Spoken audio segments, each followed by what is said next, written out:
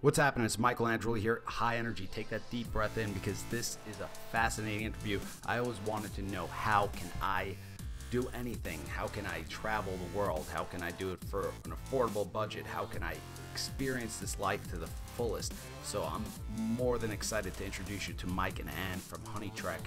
They do it every day. They've traveled all over the world. They teach people how to do it. They're going to teach you how to do it. So the story's inspirational. When I heard you guys were going all over, I was like, man, I want to do that. So can you take us back to the initial moment where you're like, screw it, let's go? Yeah. I think when both of us love to travel, we grew up in families that, would do trips to Europe but the normal like 2-week thing or 1-week trip. And so we had kind of travel in our blood, but not long-term travel like we did because, let's face it, as Americans, people don't do year or multi-year trips. It's just not kind of in our DNA. It's not in the work environment. It's not in our friends and family aren't doing it. So I was over in Germany, in Munich, for Oktoberfest at a buddy's bachelor party. And I was chatting with some of his friends. And one of the guys, after a few steins of beer, started telling me about this long trip that he went on. And I said, oh, what is it, like a month or 2-month trip? He's like, no, it was 12 months. And it was just me and my girl, no plans. We just went after it. And I was like, oh my gosh, like you hit the lottery or you sold your company or what happened that you're like a millionaire that you can travel for 12 months without a job? And he said, nothing like that. We just saved up for 5 or 6 years, put our nose to the grindstone and saved up the money, and then just went and did it. He's like, a lot of my friends are doing it. And I asked him how much he did it for, and his budget in the end, all in with flights, food, lodging, and everything, was under $100 a day for 2 people. It's like $45 a person for this trip. This is fascinating. It's really fascinating to me, and you don't meet people like that until you travel. You just don't. Yeah. The idea, nobody would consider that, but a lot of times I'll meet people on a 6-month trip from Germany, work at a German company, and just more accepted. Yep. Yeah. Is that a similar story? Did you guys decide together? Yeah, I mean, he basically, because we were working in New York, we were living in Hoboken, and we're on a pretty serious career track and happy with that. We had wonderful friends and family, and work was going great. And then he comes home and he's like, "You're never gonna believe this," and he explained this to me, and that it was basically $50 a person a day, and I'm like, that's like less than our mortgage in Hoboken, and we could just eat the paint, and it would cost us more than like go out and experience other cities and cultures and go on massive adventures. And then we thought, like, life is short, when are we gonna do this? These 10-day vacations that we're getting with work, you're never gonna see the world with that kind of time frame. And to really get farther and not have it be that rush, let's see everything we can, and then come home and you're exhausted.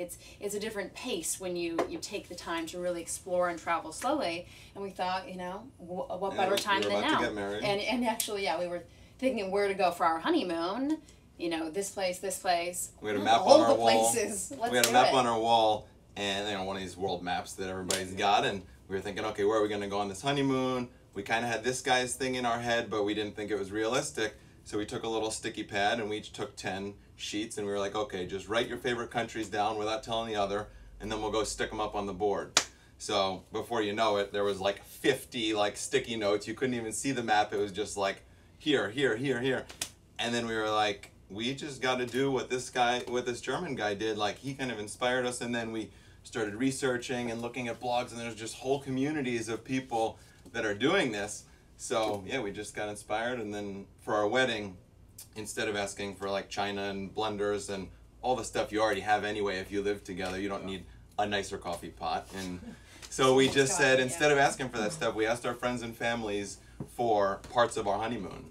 And instead of like a jet ski in Hawaii on a 1-week honeymoon, we were like, buy like a week lodging in Thailand or a 5-day scuba trip in Indonesia. And people were loving it. They were just like inspired themselves. They were buying us parts of the trip, and then on the trip we'd send them a postcard and a little video thank you of like, hey, we're in Indonesia, like on this scuba boat that you guys made happen. And it was a really cool way to like tie in the friends and family and help afford the trip as well, because they just all gave. Can I just give an applaud? Honestly, amazing. And sometimes we do these retreats because when we traveled, I hadn't left the States. I haven't left Hoboken. I went to school in Scranton, but besides that, I grew up and stayed in like a 4-block radius. And then as soon as I traveled, I realized that travel was more of a, not just vacation, but an education. You learn so much, and because people consider everything completely different or just a little different, so we started doing retreats where we bring some of the members, because I think it's healthy for them to see not a New York paced life. I think people in New York are running it to, they're on going 100 miles an hour, and they're going till the brakes fall off. So I really applaud you guys for taking that chance, because everybody'd say, well, you had promising careers, you're going to risk everything. You guys are risking everything. You're not going to have not a mortgage, but you're not going to have financial planning for the future, but you can create that. Yeah. And that's what the website does. Can you give us a little preview of what they can see if they go to the website? You want to talk about it? Well, so HoneyTrek is the story of our journey, of our it turned out to be, what was going to be a year was a 675-day journey around the world to 33 countries across 6 continents and what was 302 places. So it's chronicling all of that, and it's just unbelievable, the adventures and how it unfolds, and just telling that story and the people that we meet and the adventures that we go on. And then because we thought, we were normal people, like, how could we do this? We're not millionaires. We realized, more people should be doing this. This is the greatest education you could ever give yourself. As a couple, it's the greatest bonding experience you could ever have together. And I mean, it's invaluable, the perspective you get, and gets you out of, the States and the West. That is one way to live. There are so many ways to live. From things like, wow, running water, electricity, not standard. Most of the world lives without that. But it doesn't mean that they're not happy. That's the thing. You think, oh, this so sad, they're so poor. No, if people are getting by and finding love and happiness and making, getting stuff done, it's incredible. The resilience is inspiring of the people out in the world living in all sorts of conditions. And I think that was really humbling, and to see how much we have here, but you really don't need all that stuff. Like, we're now back in the States. We went to our storage unit, and we're like, what is all this stuff? We grabbed like 3 items, and we're like, shut the door. Like, let's sell that stuff off, because you just don't need a lot.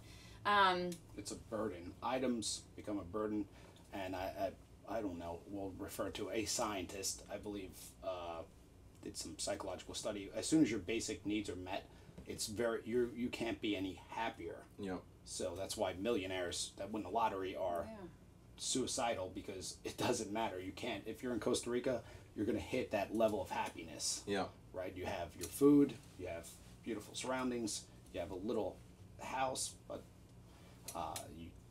you just start dealing with it. Some people can't even imagine it. I think one of the worst things is these prepackaged vacations at all inclusive. It's fun to do occasionally, don't get me wrong. Yeah. But it drives me insane. I don't know what to do there. Yeah. They're serving international cuisine.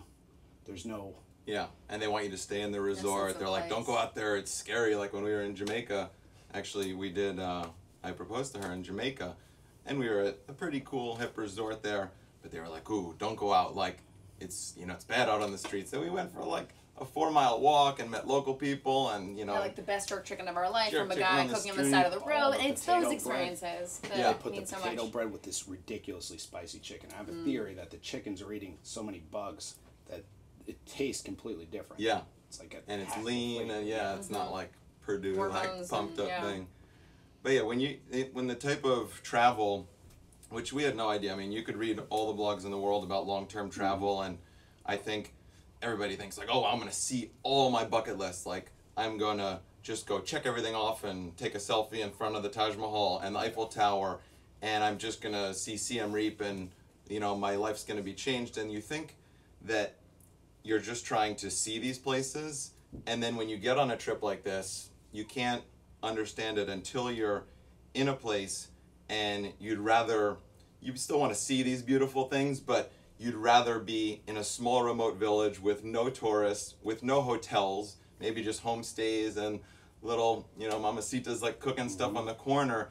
And that becomes like this real beautiful thing where you're just traveling organically. You don't have pre-booked flights. You don't have a tour guide like reading to you on a bus telling you like how old this temple is.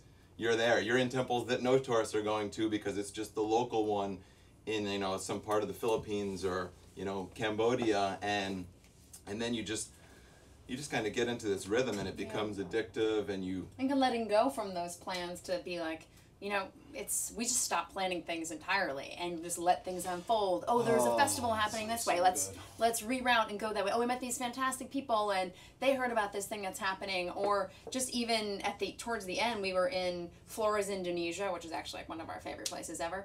And we were like, we're just going to drive into the abyss. And I feel so confident about the kindness of strangers at this point and how much the world has given to us. And it's just really humbling.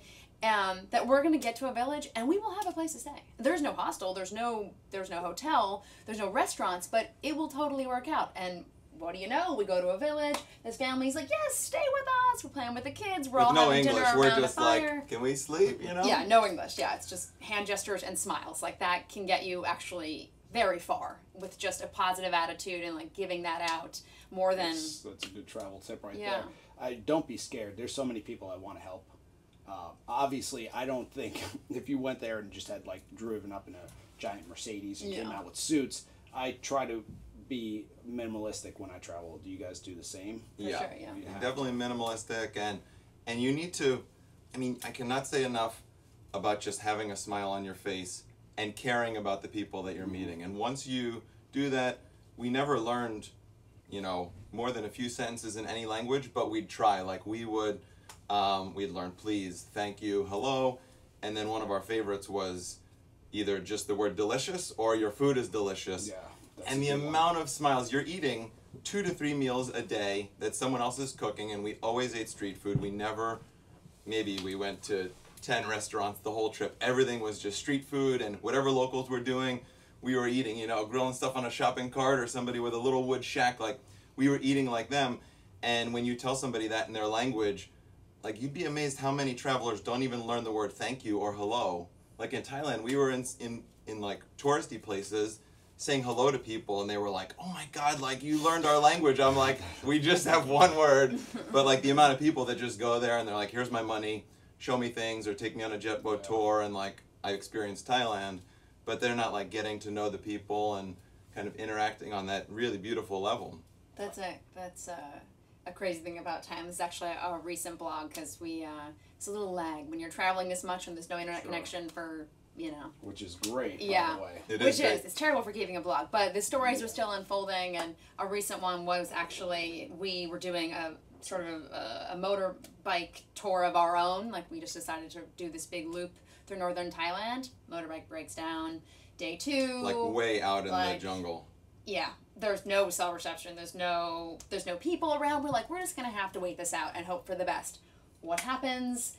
Pepitome drives by eventually, who's like definitely visibly intoxicated with his wife on his motorbike, and he's like in very little English. Like sideways. Yeah, I love when he's in the back drinking a beer, and the wife's driving up these gnarly roads, and that's part of the reason we had a big like Honda Shadow 600cc. Thinking we were prepared by getting this big like bike. We're gonna get this big bike because we're going on a 600K loop, and we're going up these roads that are like all rutted out and steep and muddy, and our bike, the clutch just goes on it, and his wife's there like going on this little 50cc scooter, and he's on the back just drinking a beer, and they rolled up, and he's like, again, like in not much English, but he's like, bro, not working, and he tries to look at the bike, but he has no mechanical skills, and he's like, okay, I'll call my friend, he'll come, and then we'll just go back to my house, and I'll take you to my house, and we'll like call from my home phone, we'll call the bike shop, which turned out to take like a day and a half for them to get into this part of the jungle because they're in a big car to pick up the bike and trying to find us and everything. But this guy just took us into his house for a day and a half, didn't ask for any money. He like would refuse money when we tried to give him like $10 or $15 for like the food he gave us and the meals, and he made a bed for us in his house. And he was just so excited to have us and show us his world. He kept inviting over neighbors, meet these two that I found. And so what do you can't communicate? No, you can though. It's amazing how much you can. Even still, one of the kids had like an English book actually, just like a lesson 1 in English, and sort of using those tools and just making people smile and laugh, and somehow the communication flows. His favorite line was he knew the word happy whiskey, and phone, like phone for calling. But he'd always be like, Mike happy, Pepitome happy. Like that was his thing. He kept saying that because he wanted to make sure that we were happy. Like his name, Pepitone. Oh, it was awesome. Yeah. What type of food were we getting at that house? That's what I want. What's funny is that actually was nothing like you'd get the Thai food here in a Thai restaurant, but the flavors are amazing. They are still using like lemongrass and coconut and really vibrant flavors Green like papaya that. salad, green mango Yeah. salad, and papaya salads. But some like sort of simple stir fries and that kind of thing in that house. But we're like, whatever you're eating, we're just, it's so generous of you to be sharing all of these meals with. You don't know us from anything, and to take us in for a day and a half, set us up with a bed, and it was, yeah. Yeah, but everybody cooks there. Like all of the houses, they cook right in the middle of the house. It's all wooden homes, and then there's usually a big slate stone in the center of the house so that all the warmth goes through the home while they're cooking. But they're cooking on just an open fire with no chimneys, right in the middle of the house, and everybody Wooden kind floor, of. you're thinking, this is not Yeah, I'm like, safe. one's little spark going wrong here, and, Yeah. and we could be waking up. But yeah, it was great. The food was great, and the people.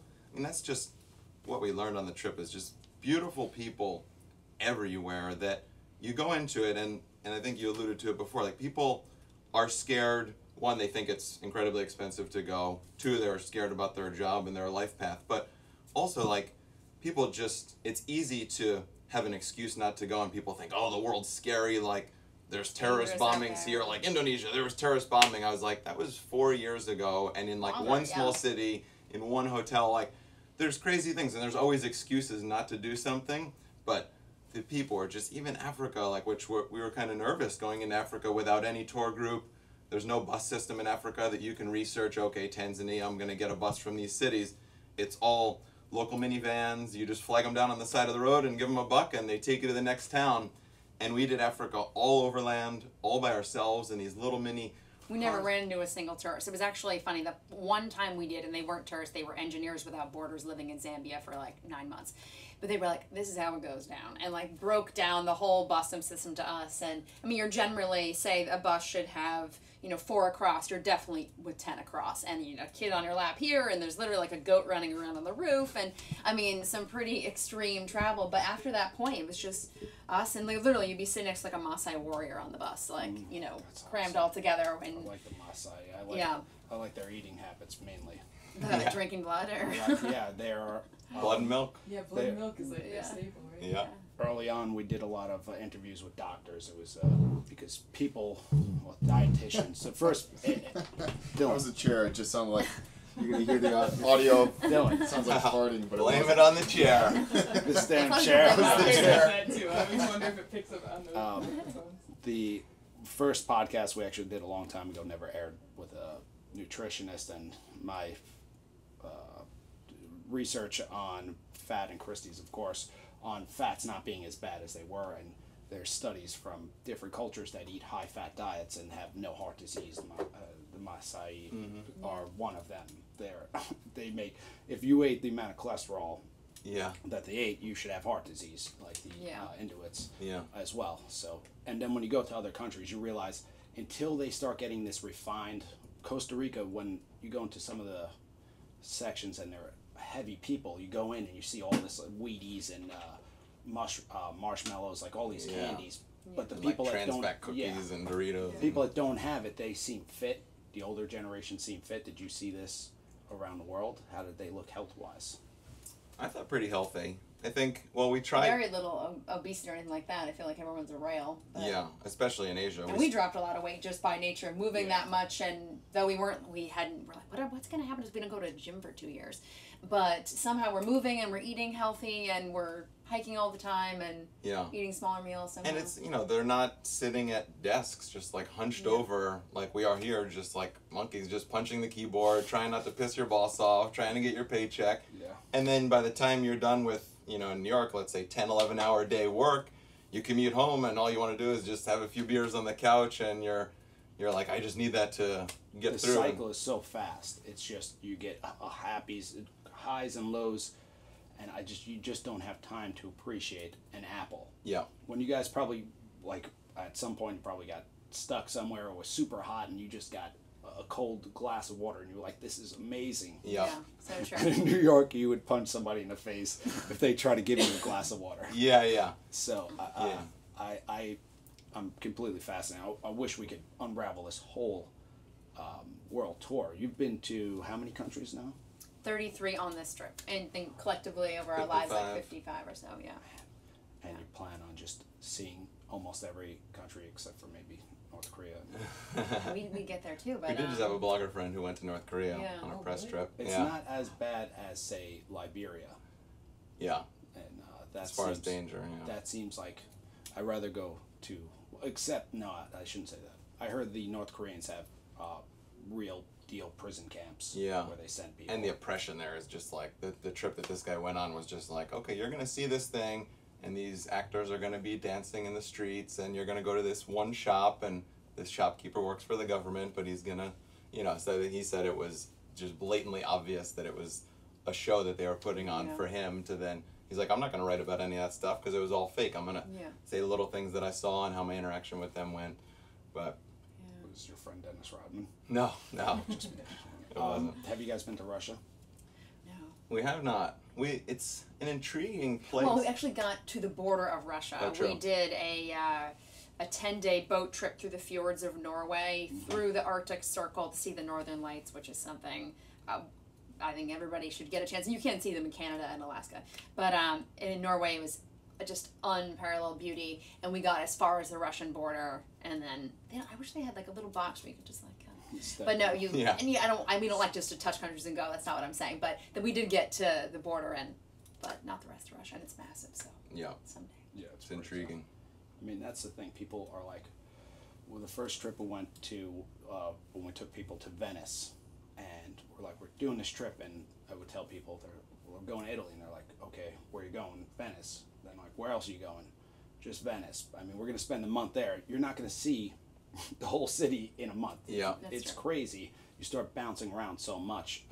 So I'm just crapping on other people's vacations, which I don't want that. What I'm saying is, they can take that $4,000, $5,000 that we're going to spend at resort and probably spread it around for months. Definitely. Yeah. Yeah, we should explain trip coaches. Yeah. That Which same relates to, idea. Yeah. So let's talk about Trip Coach, because this is super interesting. It's something that I'm gonna personally look into. I want to do this. I just can't see myself stepping away for a year, but maybe this will start cracking that facade. And it could be for shorter period. I think just like you're saying, to get away from just these quick 10-day, if you can, it's important. It's like you have to take that moment to say, this is valuable. This is something for my life that will be good for me, and I need to make the time for it. Because it won't just, I mean, sometimes you can between jobs carve out that time, but we just thought it was important to go while we're young and you're healthy, because you can get hit by a bus tomorrow. Like, who's to say this perfect situation will happen at 65 where you're totally fit and ready to go with enough finances? Like, what are we waiting for, really? But to explain Trip Coach. Yeah, it's basically like when we came back, or even while we were on the road, we were thinking, we just saw the most amazing things in the world and did something that we'd never heard of any friend of ours doing or anybody we knew, and we wanted to share that with people and show them how accessible it is, how affordable it is, how safe it was, how inspiring, all the wonderful things that we learned being on the road. So we decided to start this thing called Trip Coach, which it's on HoneyTrek, and one of the tabs says Trip Coach. It's basically, we do one-on-one Skype sessions. Either it's a 3-hour course or a 6-hour course, and we basically we answer all the questions people have, and we teach them how to travel long-term on a serious budget, how to do, like, one of the most valuable things is earning lots of frequent flyer miles without taking flights. Mm-hmm. So in the lead up to our trip, without taking a single flight between the two of us, because we're two people, we can have our own mileage accounts, we earned 430,000 frequent flyer miles just leading up to our trip. On the trip, we continued to earn, I think, another 250,000. And between those miles, we never paid for a long-haul flight in the entire 2 years. Wow. We paid for little flights, $100 here through Europe or Southeast Asia, $60 can get you from Bangkok to Myanmar. So those little ones we didn't waste miles on. But, LA through New York to Joburg, South Africa, all miles. South Africa through Oman to Nepal. We flew from Nairobi to Oman to Nepal. It was like you know, an $1,800 one-way ticket because no one's flying from Nairobi to Kathmandu, Nepal, but we did that on miles. So we were actually with like 5 days notice we booked that. It's also an amazing thing with miles is you're not trying to get the good rate in buy book in advance. Your miles are worth your miles, and so we could still be really spontaneous traveling that way as well. yeah, that was great. And yeah, so we saved about $9,600 in flights just on miles. So that's one thing we teach people. And then with lodging, we have so many different hacks of like ways to like live on a farm, and lots of free lodging, whether it's homestays or couch surfing or house sitting. Like there's a plethora of tips that we kind of teach people how to do it in a way, not just to be cheap and save money, but really get into this new method of travel, which it took us many months on our trip. In the beginning, we were just always like booking things on Hostel World and like, okay, this is the way other people do it. But then you kind of realize this new way to travel, and we try and teach people that up front just to make them feel more comfortable, confident, know they can do it affordably, and just see this whole nother way of travel that is just not in your DNA when you're doing a 2-week trip off of work. And there's a lot to think about before you plan. I mean, we were really planning this trip for over a year because there are various steps. We had to rent our house out. We had to figure out what we're going to do for health insurance. How are we really going to budget for this? And, what would be the smartest mileage routes to go? So there's a lot of planning, and it seems daunting, but like there are steps you can take that it is totally achievable, and that's sort of that stress level that we were looking for help with when we were starting. We're like, we just want to talk to somebody who's done this before, because I can read blogs till I'm blue in the face, but like I just want to hear a human who's done it and be able to bounce ideas off of them and have that dialogue, because a million things are running through your mind. So we wanted to be that person and to help others. So rather than just give you a list, it's really getting a better understanding of what's it gonna be like there, and how do I do this successfully and safely and affordably. And we do have some clients, like you were saying, might not be right now in your life. You're not going to quit and leave all this, for the next 6 months and all this, don't fart, and just go for 6 months. But we have some clients who know that they're not going to go on this trip, or they don't have plans to quit their job anytime in the next 2 to 3 years, but they're saying it's something I'm going to do in my life, and if I can earn miles and learn all these other and build my profile on these other sites now, so that and start saving, put them on like a plan, saving, $10 a day or so. $10 a day. Oh, well, that's like for our budget for our trip, if we saved, or this is my, my budgeting for other people, if you save $10 a day for 4 years, you will have enough money to do the same trip we did for 1 entire year. So if each of us saved $10 a day for 4 years, that's how much our budget was, $40 a day for an entire year of travel. And same with if you go on a 6-month trip, it's 2 years. It depends on what your goals are, but it's totally feasible. Yeah, it's totally feasible. $10 a day for 4 years will get you a 1 year around the world trip. So yeah, and if it's $10 for 2 years, then like Ann said, that's a 6-month trip that you can do.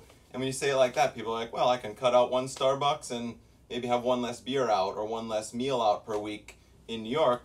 Then all of a sudden it's I achievable. could probably travel the world for 4 years if I didn't get all the parking tickets that I've got. Exactly. The amount of money that I've generated for the Hoboken City Parking Authority, and you realize this is it's insanity. Yeah. It really is. We're buying stuff because you're trying to fill that hole, that gap. You got to get out there. There's a couple things that, as you were talking, to pay somebody, and trust me, with the reboot camps, I would have loved to have talked to you guys before then. Yeah. Because there's so many little details, and there's so many tiny things that make all the difference in the world.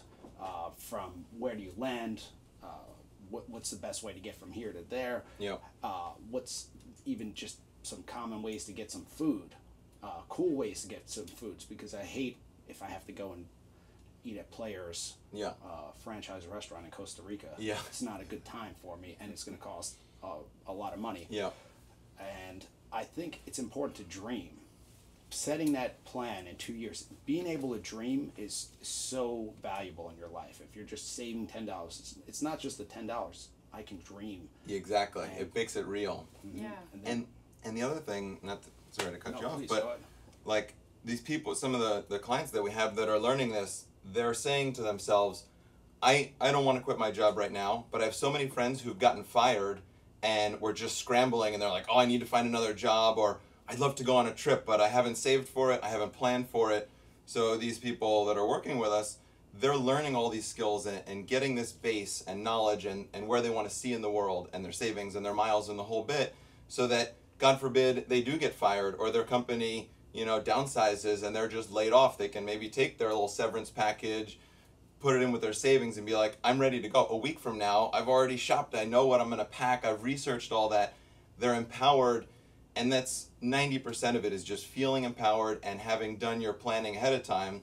Because if you got fired tomorrow, you couldn't just buy a one-way ticket to Brazil and be like, okay, I'm gone for 6 months. Even if you had the money, you need to get ready in a lot of ways. So that's one of the cool things that we like, because not everybody, it is scary to think like, wow, I'm going to, you know, pay $300 for this course and I'm not even ready to go, or what am I going to get from it, because I can read all these blogs. But when you really feel that empowerment, and you know, with your courses, like it changes your life, and you're out spending $300 in like a long weekend. The you people know, that watch this and they invest in themselves. It makes little sense. They're pieces of paper or numbers in a bank account. Yeah. And if you're not reinvesting it in yourself, which you are the biggest asset you can have, and it kind of makes you like a ninja in life. If you're like, if you do come back to the States and you build, become a CEO somewhere, and you get fired tomorrow, you can live with a backpack in Indonesia. Yep. Like, that's how I feel with Christy. I can move to Costa Rica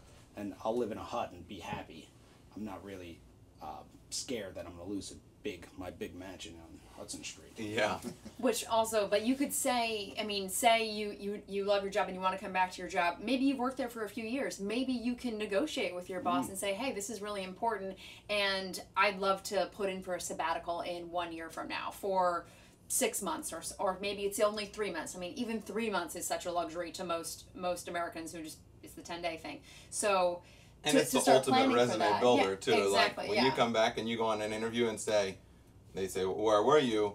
You're not going to say, oh, I was just drinking in Thailand and on the beach getting high. Video games. Yeah, I went to like 15 countries and did this, and I planned this trip, and I, you know, volunteered here, and I learned this language skill, and there's so many life skills that you get from traveling. I mean, every day you're negotiating at some level. Your communication skills are sharpening, and just being able to pivot. You always have to be thinking like the situations around you are changing constantly, and you learn to be really nimble and very quick on your feet. And I think you'll wow any job interview person, because they're like, you're a risk taker for doing this. So, and they want to do it too. They're inspired. They're like, wow, I've always wanted to do that. They're not going to think that you're some deadbeat. Especially we like doing it a little bit later in life too. I mean, I'm 36. You're 31. Reveal my age. No, Yeah. I'm 32. And so we had the New York hard charging life, and when we left, we thought for sure we're going to come back, and we own a place here in Hoboken. We're just going to jump back in there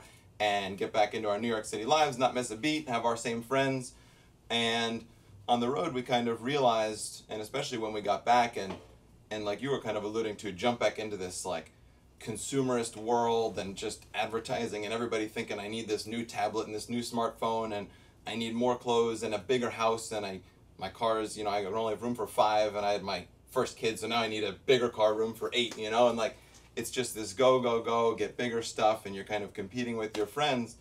And we were like, that's just not who we are anymore. Like, we've kind of changed, and it was cool because we had that New York City life that we loved, and we had that for 10, 12 years here. And now it's like, now we're ready for the next step in our life, because another 10 years in the same grind and doing the same bars and clubs and things isn't gonna make our life, it's not gonna enrich our life that much more. So we're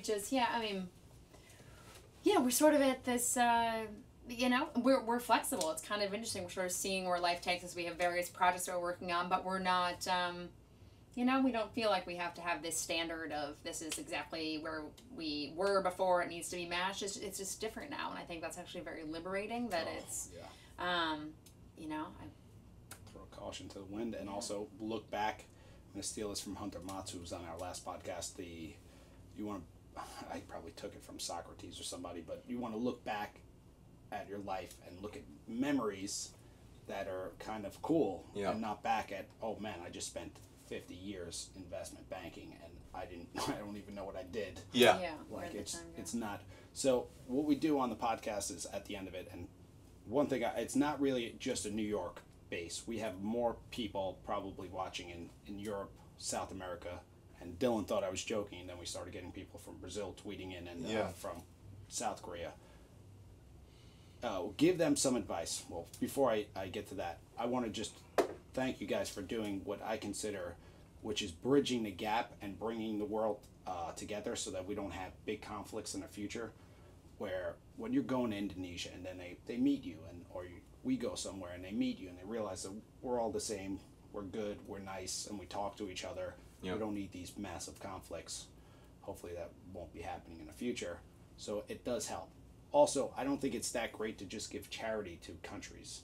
When you go and buy stuff in their local economy, and you stay at their house and or you buy some of their artwork, I think that's a lot better way to help maybe poorer countries that seem poor. I don't really think they're that poor. I just wanted you guys to give some advice to a younger version of you at a tough point, or it could be somebody just out there looking for some guidance in life. Yeah. Which camera's this one, Christy? Which one do you want? Whichever one. You guys go first. Mike, go first. Yeah. I think, my motto has just always been to just not only dream big, but actually just take risks and execute the dream that you want. And, if you find something that you love to do, and if you're really passionate about it and you do it with all of your gusto, you're going to be successful at it. It'll turn into a career. If you love golfing or you love music, you just do this and keep doing it with all your passion, and you surround yourself with great people who are supportive of your dreams, because there's a lot of people who are going to be scared and they want you to stay on the track that they were on and that the rest of your friends are on. So, you've got to surround yourself with a support group that understands that's following their own dreams to kind of back you up. And I think it's important to do, as far as traveling the world, for us, we realized pretty early, and that's why we went on this trip, that we didn't want to just save money for retirement and just work and work and work and hope that when we're 65 we'll still be fit, we'll still have the dream to travel and have the finances to do it. And we realized that that's just not the case. And even if it was the case, we're going to do this when in our 30s and have these experiences, relationships, and memories for the next 50 years of our life, rather than doing it at 65 and maybe having it for 5 years or 10 years of our life. And we're going to be such a better person for doing it early rather than just pushing it off because that's what everyone else does. And now we're here, we're who we are because of this trip, and we will be for the rest of our lives. So it's this base of knowledge that we'll continue to grow from versus it's like I think it's an evolution where we'll constantly be learning things. It's not just in the moment, I learned this, but just little revelations as in your normal life, back in the States, that you're like, remember that experience, or remember the way that woman spoke to us, and that build this knowledge base of memories and learning life lessons. So, and we're here to help. You talked about Trip Coach before. That's one service that we offer, but we just love chatting with people who are passionate about travel, passionate about life. Facebook's probably the best place that we do that. We're just HoneyTrek on Facebook, and anybody listening to this or watching it, just jump over on Facebook and just post a question there, because we reply to 100% of every question, whether it's about travel or life or what we did on the road or our favorite country or whatever you want to ask us, because we want to empower you guys to do what you dream to do. Well, on that note, that was absolutely perfect. I really want to thank you guys. We'll talk to you next time you come back, or if you want to call in from the road when things get sketchy. I like it. Just give us a call and we'll do it live. I can't thank you enough. We'll go to the site. We'll support it. Thank you guys. Thanks for really having Awesome. us. Yeah, this is great.